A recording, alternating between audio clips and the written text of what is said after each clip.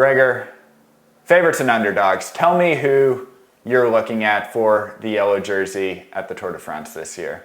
Michael, I have scanned the start list. It is a deep start list. It's stacked with talent. Many stars are in there. Many underdogs are in there. I mean, this is going to be a great Tour de France. And we talk about Pogačar returning for his victory. We talk about we talk about Roglic. We talk about guys like Cavendish, Sagan, Wout van Aert, Mathieu van der Poel. There's so many top riders in this Tour de France. But we need to pick who's going to win the race and who our underdog race winner is. And Michael, that's a hard decision, but after a lot of consideration, I've come up with two names for you. One outright favorite, and of course that's Primoz Roglic.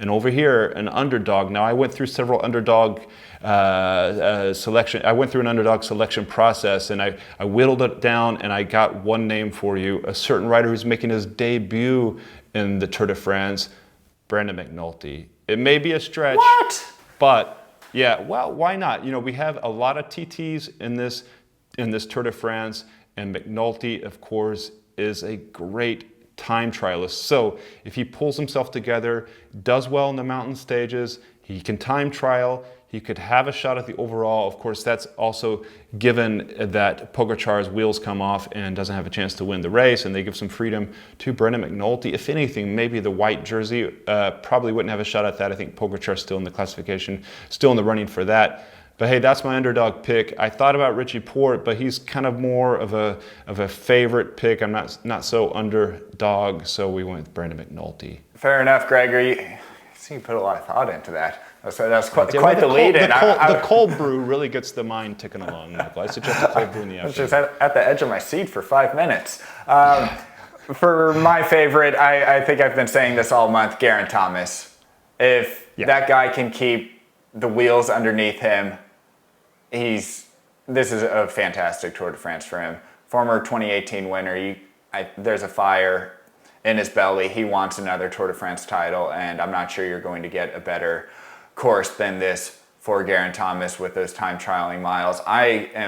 Gregor, I'm really struggling with an underdog pick because I had the same thing. I was thinking Richie Porte, and he got third place at the Tour last year. He shouldn't be an underdog. And I'm also thinking Tadej Pogačar is an underdog, but he won the Tour. He can't be an underdog, but I don't think that the time trials are going to be as friendly to him this year as that penultimate time trial was last year.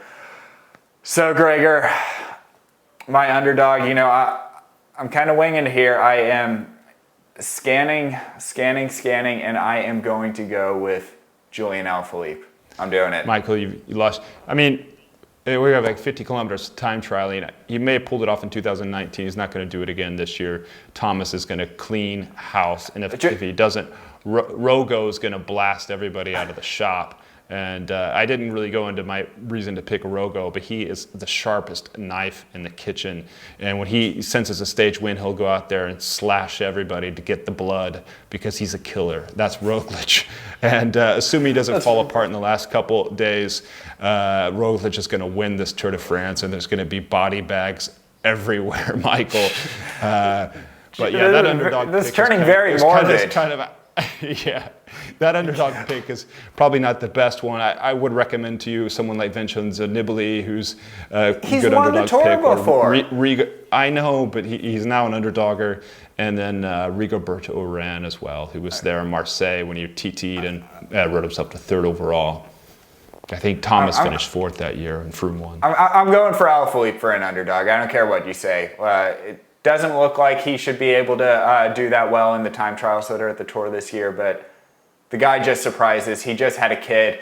Dad legs are a thing that may give him an extra 5 watts or so, having a little baby on the sidelines watching him. So keep an eye on Julian Alaphilippe, one to always surprise Gregor.